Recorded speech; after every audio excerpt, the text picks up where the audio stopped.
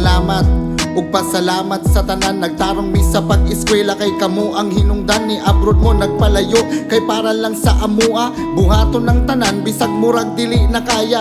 Bisag si kuya kay bugoy inyo gihapong ginasabot. Wala nagtinarong kay sa barkada na daot. Ug si ate pod magabi na siya kung makauli.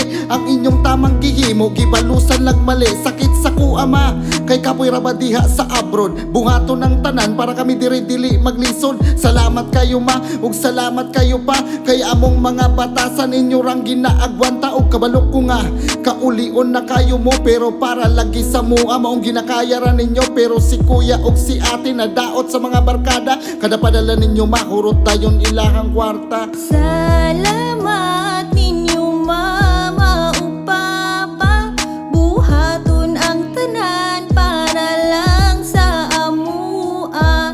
Dili mo malimtan bisan pa og ganusa, maong tarungon among pag-eskwela. Isa ka adlaw na ako'y balita nga nadunggan si kuya daw ma naadaw sa prisuhan sa balay sa iyang barkada. Dito sila nadakpan tungod sa ilang bisyo. Nawala ang tanan ninyong pangandoy nga para sa amua. Wala man unta mo nagkulang pero ambot nga nung naunsa. Si ate pod karon nabuntisan sa iyang uyab. Kasakit sa ilang gibuhat mura pod mo og gidunggap. First time daw niyang ma-inlove baong gihatag ang tanan. Karon asa iyang uyab wala na siya gibalikan. Wala man unta mo nagkulang pero nganong ilang nabuhat. Kada bulan man unta inyong padala ilang madawat. Pero bisag inato gidawat gihapon ninyo sila. Dako kay mig pasalamat nga kamo among mamagpapa. Wala mi ninyo biya bisan pag magkinaunsa. Magauban lang tang tanan para sa inyo walay problema. Salamat